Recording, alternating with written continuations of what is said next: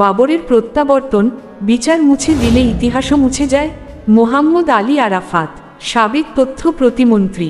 লুৎফুজ্জামান বাবর আসলে এক সতর্কবার্তা হওয়ার কথা ছিল বাংলাদেশের জন্য, কিন্তু তার বদলে তিনি আবার রাষ্ট্রীয় ক্ষমতার গল্পে ফিরে এসেছেন। মনে হওয়ার কথা ছিল তার পরিণতি থেকে বাংলাদেশ শিখবে আসলে ক্ষমতা দিয়ে অপরাধ ঢেকে রাখা যায় না। কিন্তু আজ দেখা যাচ্ছে উল্টোটা।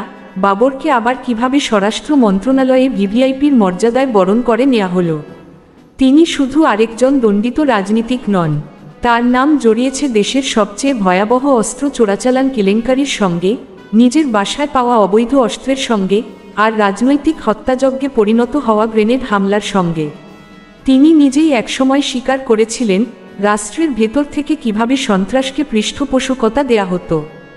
2 দশক পর সেই মামলাগুলোর রায়ে একে একে পাল্টে গেল।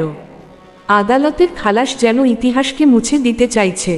আর তারপর যখন দেখা গেল তিনি স্বরাষ্ট্র মন্ত্রণালয়ে প্রবেশ করছেন, তখন সেটি হয়ে দাঁড়ালো সবচেয়ে বড় মশকরা।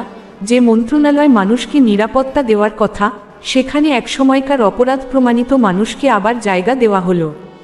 এটা শুধু আইনি ব্যাপার নয়, কারণ খালাস পেলেই দায় মুছে যায় না, খালাস পেলেই মৃতদের স্মৃতি মুছে যায় না, আর খালাস পেলেই একজন মন্ত্রীর স্বীকারোক্তি বাতিল হয়ে যায় না।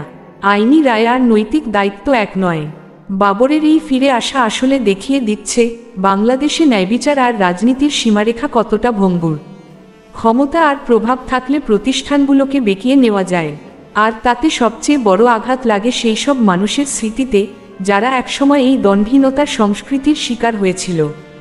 আসল বিপদ কেবল বাবরের পুনর্বাসন নয়, আসল বিপদ হলো যে বার্তা এটা দিচ্ছে যথেষ্ট ক্ষমতা, সংযোগ আর ধৈর্য থাকলে ইতিহাস বদলে ফেলা যায়, অপরাধ ধুয়ে ফেলা যায়।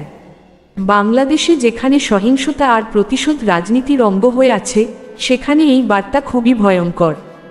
দর্শক, নিত্য নতুন বাংলা সংবাদ পেতে এখনই সাবস্ক্রাইব করুন আমাদের এই চ্যানেলটি।